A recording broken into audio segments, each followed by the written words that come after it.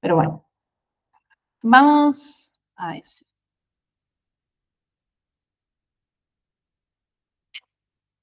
Bueno,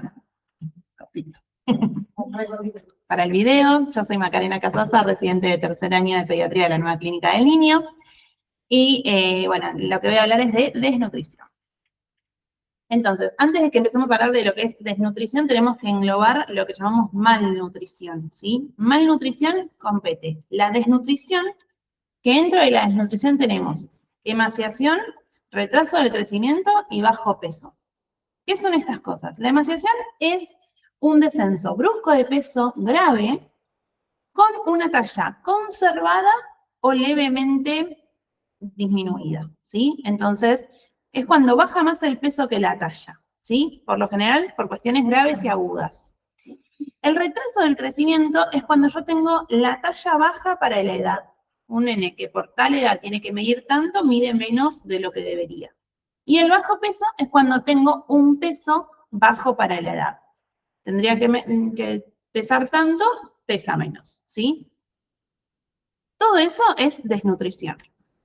Después, además, dentro de la malnutrición tenemos los déficits de vitaminas, que los más, de vitaminas y otros componentes en realidad, los más importantes siempre son la vitamina B12, la vitamina A y el hierro, esos déficits como que van a traer muchas consecuencias, el sobrepeso y la obesidad. Este tema es importante porque a nivel epidemiológico afecta a muchísimos niños. Los datos que puse son a nivel mundial en el año 2022. La mitad o casi la mitad de las muertes en menores de 5 años fueron por desnutrición, es un montón.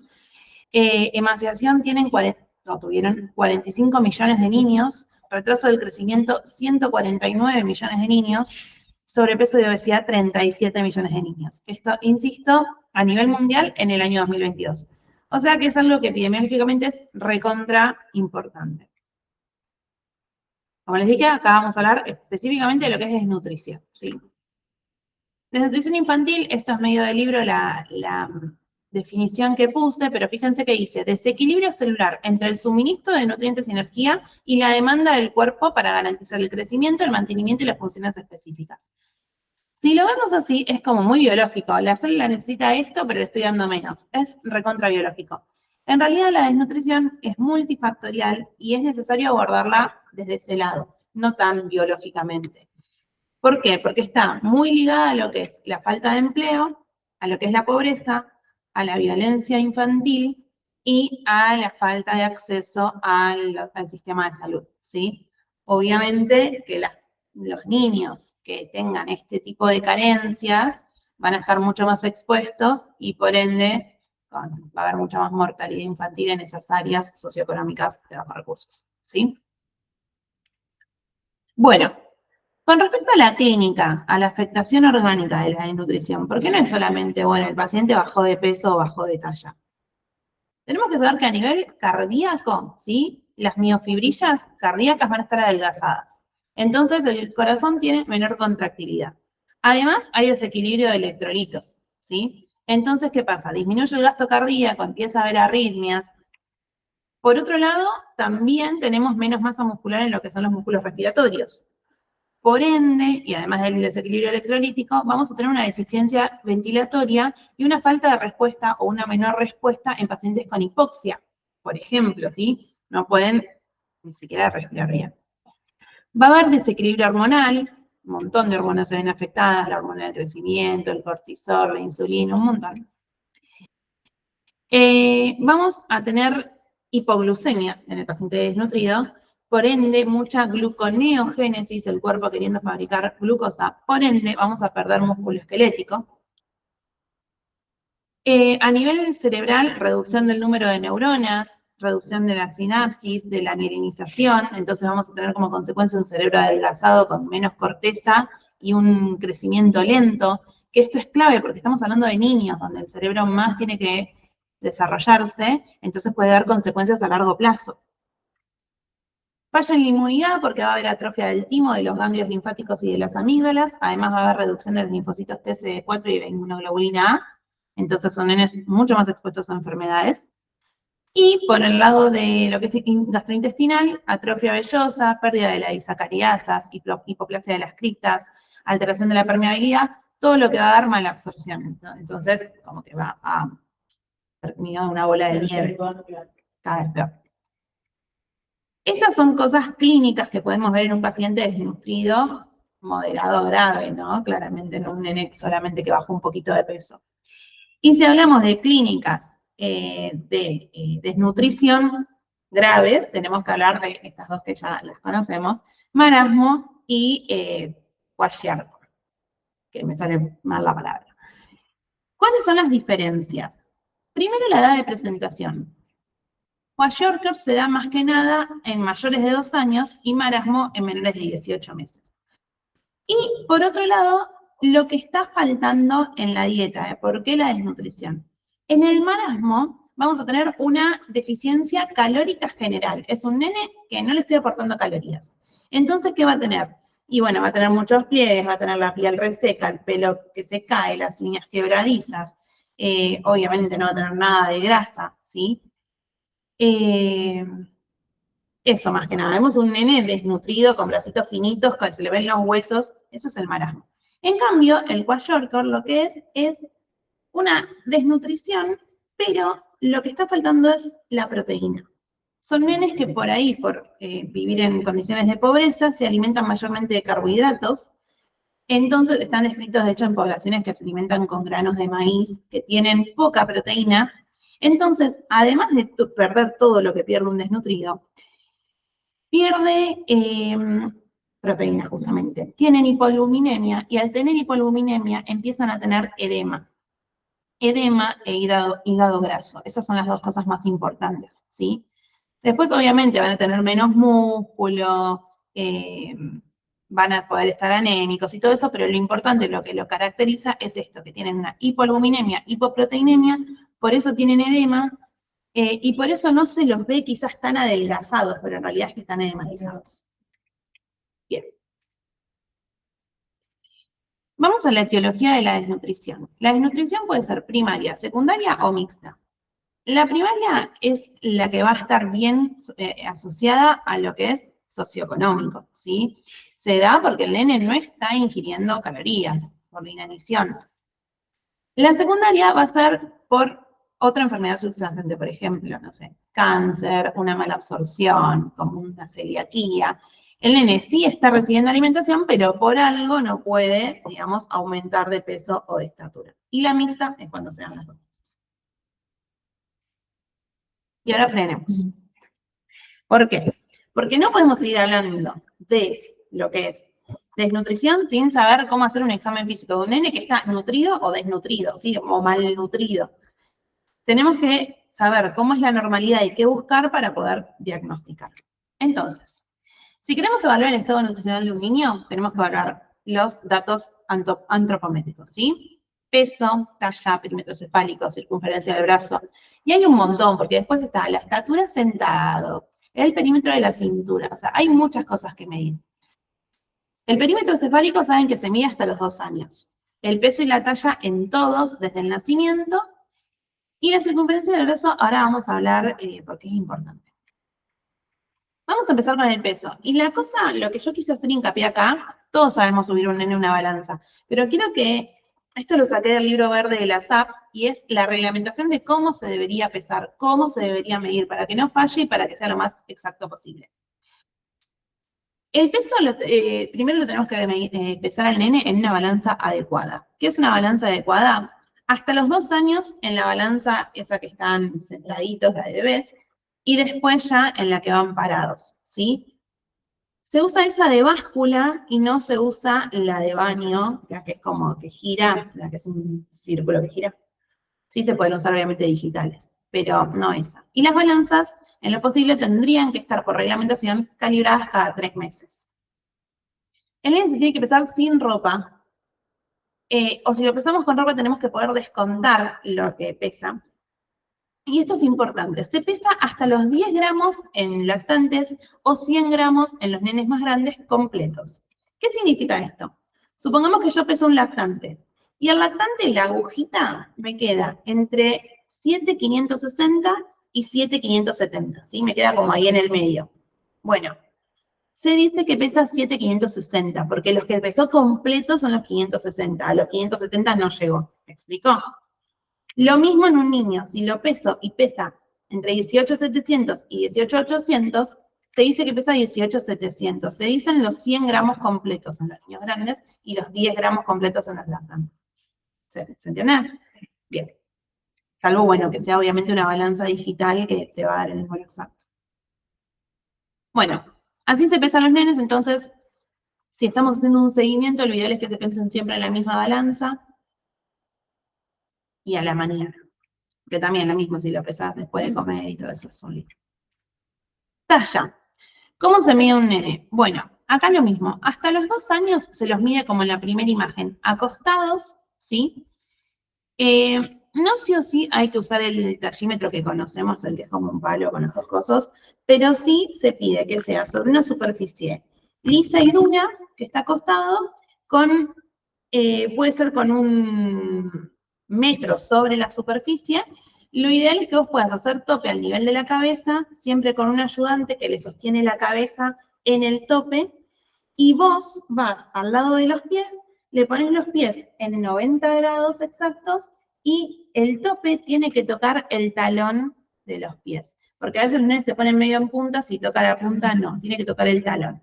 En recién nacidos se puede hacer con un solo talón, siempre bajando las rodillitas y tocando el talón izquierdo, por ejemplo, en vez de los dos, porque es más difícil porque se mueve mucho. Después, una vez que el nene tiene más de 2 años, tiene que ser parado, ¿sí? Esto es importante, es un detalle que lo dice también el libro verde de la SAP que me parece copado. Si un nene menor de 2 años no se puede parar, hay que corregir la altura que medimos. ¿Por qué? Porque se vio que hay una diferencia de 0,7 centímetros entre medirlos acostados y medirlos parados. Entonces, si yo un nene mayor de 2 años no lo puedo parar por algo, lo mido acostado, pero a esa medida le resto 0,7 centímetros. Y ahí me va a dar lo que me diría parado. Dato. Bueno, y después la circunferencia braquial, que es algo que propongo que lo empecemos a hacer, porque es algo que no hacemos mucho. La circunferencia braquial se mide de esta forma. Hay que palpar lo que es el acromion y el olecranon, con un brazo puesto a 90 grados. Palpo el acromion, palpo el olecranon, mido de acromion a olecranon. De ahí marco con una lapicera o con algo la mitad, ¿sí? Por ejemplo, no sé si esto mide 30 centímetros, lo marco en el centímetro 15. ¿Bien? Como ven acá en el dibujito. Ahí, en ese centímetro 15, es donde tengo que poner, después con el brazo relajado, la cinta métrica, ¿sí? Y esto lo voy a llevar a una tabla de circunferencia braquial para ver si es normal para la edad, si está alto o si está bajo. ¿Qué se estudió y qué se vio? Que en niños hasta 5 años, la circunferencia braquial es clave para diagnosticar desnutrición aguda. Como que es una medida que se vio que tiene mucha concordancia con la clínica, ¿sí? Entonces, se creó, sobre todo para lo que es atención primaria, esta cinta que se llama MUAC, que vos la pones en el bracito del nene, justo en este punto que les digo, en la mitad, ajustás, y si sale en la parte verde es que está normal, amarilla es intermedia, y roja habla de desnutrición. Es algo que no hace un seguimiento, ¿sí? Es para diagnosticar, ni siquiera es que diagnostica, sino que es como un screening de desnutrición aguda. Después, al nene que da en rojo lo tenés que estudiar. Pero como para que vean la importancia que tiene clínicamente la circunferencia braquial. Bueno, ahora, ¿qué me dicen estas medidas? Lo peso, lo tallo, le hago la circunferencia braquial. ¿Qué me dicen? Por sí solas, muy poco, ¿sí? Porque como les digo, yo puedo medir un nene, mide tantos centímetros. ¿Y qué? Y entonces, para eso existen las tablas de crecimiento. Las tablas de crecimiento van a haber dos formatos, algunas que están como por percentilos y otras que están por puntaje Z. Vamos a ver cuál es la diferencia. Ambas son tablas de referencia. ¿Qué significan? Que agarraron y estudiaron en una época a niños de una misma población. Nosotros en Argentina tenemos las tablas de Argentina. Pero además, por ejemplo, dentro de la tabla argentina tenemos las tablas de síndrome de Down, tenemos las tablas de acondroplasia, tenemos las tablas de recién nacidos pretérmino. O sea, son poblaciones de referencia que se midieron a lo largo del tiempo, bueno, y ahí se vieron, digamos, en qué porcentaje medían ciertas cosas y se fabricaron las tablas. Pero en la consulta médica grafican la variación individual del nene. Si yo tengo la tabla del nene y voy poniendo sus tallas, puedo ir viendo cómo va variando individualmente. Y como les dije, pueden ser en percentilos o en score Z. Vamos a ver específicamente qué es percentilo, porque a veces se tiene como una idea errada. Gráficamente, un percentilo sería lo siguiente. Supongamos que yo tengo 10 personas, 10 nenes de la misma edad, y los paro de menor a mayor, ¿sí? Tienen distintas tallas. Los mido a cada uno. Pongamos que el primero mide 10, 20, 30, 40, 50, qué sé yo, ¿no? El nene que mida cierta estatura, que quede teniendo un 50% de los nenes menores a él, se dice que está en el percentilo 50. El nene que mida una altura donde el 75% de los nenes es menor que él, se dice que está en el percentilo 75. Si el nene mide una altura, por ejemplo acá, donde tiene un 25% de los nenes que son menores que él, está en el percentilo 25, ¿sí? Entonces, un percentilo dice ese, que el tanto por ciento de los nenes de su edad están por debajo de él, ¿sí? Bien. Entonces, supongamos que viene un nene a la consulta, que puse acá, que tiene 6 meses y pesa 7,5 kilos. Entonces, agarro esta curva que es de peso del nacimiento hasta los 6 meses para niños, los celestes son niños, las rosas son niñas. Agarro los 6 meses y marco acá el 7,5, ¿sí? Me da que está en el percentilo 25, o sea que un 25% de los nenes de 6 meses es más flaquito que él, ¿bien? Ahora, este punto lo que me dice, no sé cómo estará creciendo, pero ahora está dentro de los parámetros normales, ¿sí? Pero yo no sé cómo viene la historia de este nene. Entonces, este punto mucho no me sirve. Para eso, entonces, tengo que ir como a las evaluaciones pasadas. Al mes este nene pesaba 5,2, acá. Estaba en el percentilo 90. A los 3 meses pesaba 6,8, acá. Estaba en el percentilo 75. A los 5 meses pesaba 7,7, estaba en el percentilo 50. Y ahora, a los 6 meses, está en el percentilo 25. Con esto sí puedo evaluar lo que está pasando con el nene en este periodo de tiempo. Fíjense que si yo solamente me quedaba con la de los 6 meses, decía, bueno, está en el percentilo 25. Pero acá puedo decir, che, la velocidad de crecimiento, donde él se tendría que haber mantenido en esta curva, no está siendo la adecuada, está cayendo de percentilo, ¿sí? Para eso me sirven las curvas de percentilo. ¿Hasta acá vamos bien? Sí.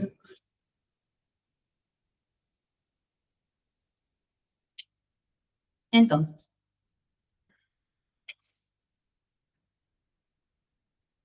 esto es de peso, pero acá les puse como un cuadrito al costado para que lo pensemos en talla. Y esto es pensarlo, van a ver qué sale. Supongamos que yo mido un nene, ¿no? Y su talla está bien, está dentro de un percentilo normal. Pero su velocidad de crecimiento viene siendo así, baja, como esta. Como que hice con el peso, pero talla, ¿sí? Dentro de la altura está normal, pero viene bajando. Bueno, eso me dice que hay algo que está pasando ahora, ¿sí? Porque está dentro de los parámetros normales, pero algo le está pasando que su velocidad de crecimiento viene baja. ¿Bien? Ahora, si el nene tiene talla baja, el nene es peticito, pero su velocidad de crecimiento viene bien, o sea, siempre fue peticito, es algo que pasó antes y ahora como que está creciendo, pero bueno, está dentro de su velocidad. Ahora, si todo está bajo, tanto su talla como su velocidad de crecimiento, ya es algo crónico que lo está afectando mucho. ¿Se entiende cómo pensarlo?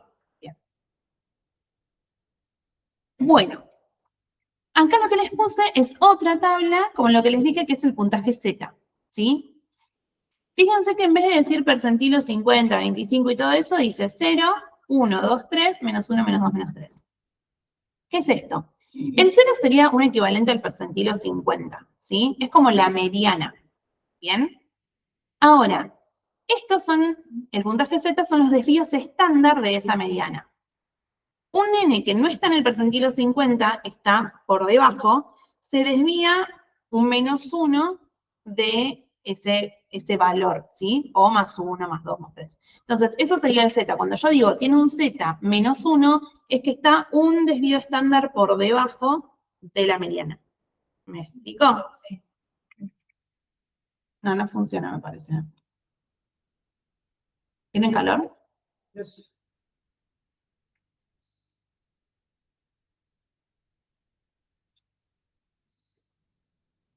A ver.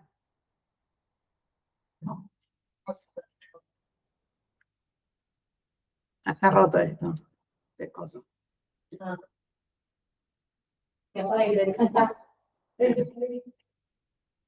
Bueno, modo frío. Bueno, entonces, ¿se entendió Z? Digamos, es en la desviación de la media. ¿Bien? Bueno. Entonces, cuanto más cercano al Z0, es lo que más cerca va a estar de lo normal o de lo más frecuente. Cuanto más alejado, estamos más.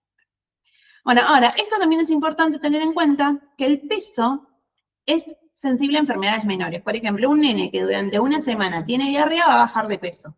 Y la diarrea se va a autolimitar y después va a volver a su peso original. Entonces, el peso es muy sensible a enfermedades menores, a falta de apetito, a cambios agudos, a que de golpe no le gustó la comida. El peso cambia fácil.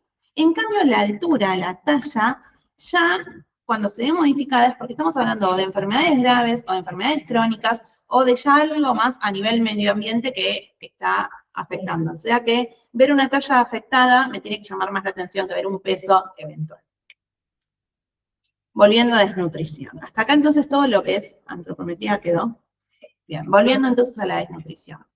La desnutrición se puede clasificar de varias maneras. Hay una clasificación que es la de Gómez, que relaciona el peso con la edad, ¿sí? Bueno, este nene, por la edad que tiene que pesar entre tanto y tanto.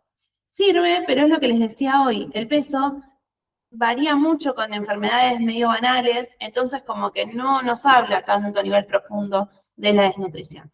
En cambio, la de Waterloo ya relaciona el peso con la talla y la talla con la edad.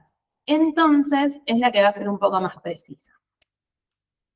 Tenemos una tabla, como las tablas de todos, de peso por talla, y después tenemos otra de talla por edad. En pacientes eutróficos, el peso por talla y la talla por edad son normales. Ahora, pensémoslo. En pacientes con desnutrición aguda, en este momento está pasando algo que los tiene desnutridos. El peso para la talla es bajo, viene creciendo bien, pero bajo de peso. Pero la talla para la edad son normales, porque dijimos que en lo agudo es raro que la talla se vea modificada. En la desnutrición aguda y crónica, algo más secuelar, tanto el peso para la talla como la talla para la edad son bajas. Cuando se modifica la talla es que viene de algo crónico. Y en la desnutrición crónica, ojo con esto, puedo tener un peso para la talla normal, pero una talla para la edad baja. ¿Por qué? Cuando lo mido por edad es peticito, porque está desnutrido crónicamente. Pero cuando comparo solo el peso y la talla, es peticito y es flaco. Entonces me da normal, pero está modificada la talla por edad. ¿Se entiende? Y según el score Z, que es como lo más rápido para sacar, que es esto de la desviación estándar, un nene con entre menos 2 y menos 3 tiene una desnutrición moderada y menor a menos 3 es una desnutrición grave. Entonces, si yo ya lo calculo y tiene un Z de menos 3, digo, che, ¿qué está pasando? Está desnutrido. Obviamente la grave es la de mayor mortalidad, ¿no? Claramente. Bueno, ahora que vimos cómo diagnosticarlo y todo, ¿qué hacer ante un paciente con desnutrición? Lo primero que tenemos que hacer es la anamnesis, obviamente. Una anamnesis detallada, porque dije que tiene mucho componente socioeconómico. Entonces, en la anamnesis sí me va a importar si los padres trabajan, qué comen, cómo comen, dónde viven, cuántos son. Todo eso me va a importar porque es un factor fundamental. Y obviamente el examen físico. Entonces, fíjense, acá este cuadrito está sacado de la SAP también, la anamnesis, hábitos de alimentación, diario de alimento, antecedentes patológicos, perfil psicosocial del cuidador, revisión de síntomas sistémicos, cálculo de la altura objetivo. En el examen físico, la antropometría que ya dijimos, y también buscar si hay signos de abuso, negligencia o lesiones, porque puede tener que ver. Y después hay que ver si hay algún signo de alarma. ¿A qué llamamos signo de alarma? ¿Se acuerdan que al principio de la clase les dije que podía afectar el corazón, el sistema respiratorio, el sistema digestivo, la inmunidad? Bueno, si vemos que hay algún fallo en todo eso, eso es un signo de alarma, no es que solamente está bajo de peso, es que están pasando otras cosas. Entonces, si no hay signos de alarma, no es necesario hacer muchos más estudios, salvo que le vea, si tiene una diarrea, y bueno, le hago un copro, ¿sí? Pero no es necesario hacer nada más de rutina, sino que hay que hacer lo que se llama pautas de, dice acá, sí, conductuales, no, en realidad hay que enseñar, educación, ¿sí? Bueno, ¿qué están comiendo? Pueden cambiar esto, suma esto, y hacer un control seguido. Ahora, si veo algún signo de alarma, que hay algo que está fallando, ahí sí tengo que solicitar varios estudios complementarios, ¿bien? Obviamente, un hemograma con gases en sangre, con calcio, magnesio y fósforo, función renal, análisis de orina, urocultivo, albúmina, PCR, ¿bien? Y después, según lo que yo vea, puedo pedir otras cosas. Por ejemplo, si lo veo que está pálido, no sé, desmotivado, le pido hierro y vitamina B12. Si creo que puede ir por el lado de la tiroides, le pido una función tiroidea, ¿sí? Acá les dejé este cuadrito para que después la chumeen, pero obviamente es ir buscando la causa de por qué este nene está desnutrido y qué consecuencias está teniendo esta desnutrición. Bueno, entonces, anamnesis, examen físico y por último, el tratamiento. Con respecto al tratamiento, lo que les dije, educación, suplementación, porque por ahí le viene el hierro bajo, no sé, la hemoglobina baja y toca hierro, lo que sea. Tratamiento de enfermedad de base, si es que la tiene, porque por ahí está cursando una desnutrición por diarrea crónica por parásitos. Entonces, tratamiento de enfermedad de bases y vemos si lo internamos o no.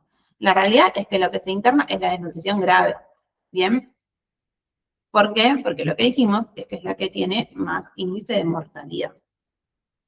¿Por qué se muere un niño con desnutrición grave? Por un montón de causas. Por deshidratación y alteraciones hidroelectrolíticas, por insuficiencia cardíaca, por infecciones, por anemia grave, por insuficiencia hepática, por hipoglucemia, por hipotermia, o por síndrome de realimentación. ¿Qué pasa? Todas las primeras son causa de la desnutrición. La última puede ser causa nuestra si hacemos un mal tratamiento. Así que es como que la que quiero hacer énfasis. El síndrome de realimentación, acá también se los puse el libro para que lo leamos y después lo desglosemos, condición de desbalance metabólico causado por complicaciones de un inicio muy agresivo de la realimentación en pacientes severamente malnutridos. Generalmente ocurre dentro de los primeros 5 días de realimentación y se caracteriza por alteración del equilibrio hidroelectrolítico, intolerancia a la glucosa, arritmias cardíacas y diarrea. Básicamente, un nene desnutrido grave que yo le digo, come de todo junto. Esto le va a hacer mal y ahora vamos a ver el por qué. Es importante saber que aparece entre el segundo y el quinto día de reintroducción al alimento y que es independiente si es por vía oral, enteral o parenteral. Porque por ahí decís, bueno, pero empiezo con una nutrición parenteral. También le puede dar el síndrome de realimentación, no es solo por boca. Esto es así. En un periodo de inanición, el nene no come, cae la insulina, se eleva el glucagón, el cuerpo entra en gluconeogénesis para fabricar glucosa, las cetonas empiezan a ser la fuente de energía, ¿sí? Todo lo que estudiamos durante muchos años. En este caso se va a dar una depresión total de los electrolitos, pero con niveles séricos en rangos normales. ¿Qué quiere decir esto? Que si yo le mido el potasio, quizás el potasio está bien, pero porque el potasio se está yendo del espacio intracelular al extracelular, lo está perdiendo la célula. Entonces, hay una depresión de electrolitos, pero los niveles séricos están normales. Esto es lo que pasa en la inanición.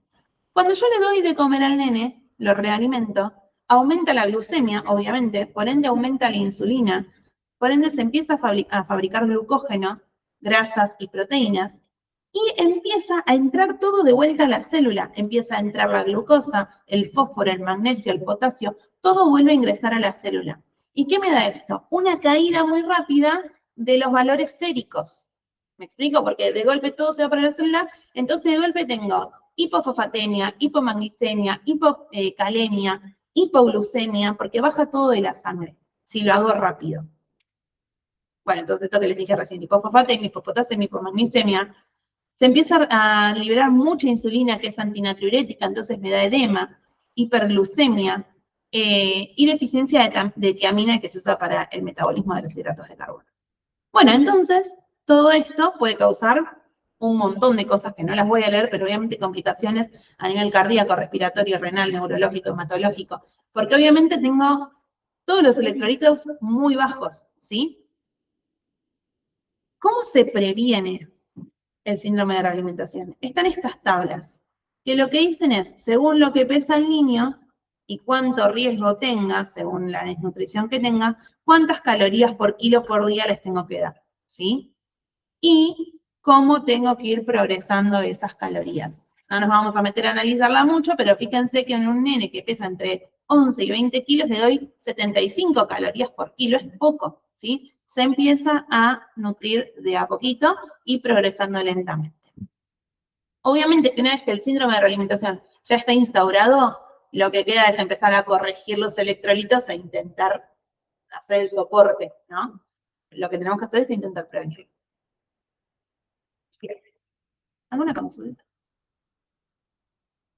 ¿No? Fui muy rápido. ¿No? En resumen, la desnutrición infantil es una patología multifactorial con gran componente socioeconómico. Creo que lo repetí 30 veces. El seguimiento del pediatra en atención primaria puede prevenir y diagnosticar problemas de malnutrición solo con el examen físico. O sea, es re barato. No es que tengo que hacer exámenes complementarios muy difíciles. Es importante diferenciar según la etiología, primaria, secundaria o mixta, ¿sí? Y según el tiempo de evolución, agudo o crónica, para abordar el tratamiento. Los pacientes con desnutrición grave presentan, como dijimos, alta mortalidad, por lo que es necesario hospitalizar y realizar seguimiento y realimentación paulatina.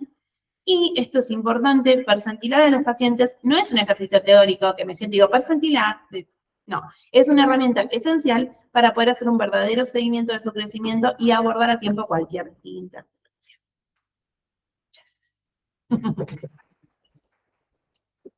Bueno, ¿posta alguna pregunta, algo que me haya quedado sin decir que les cause dudas o algo?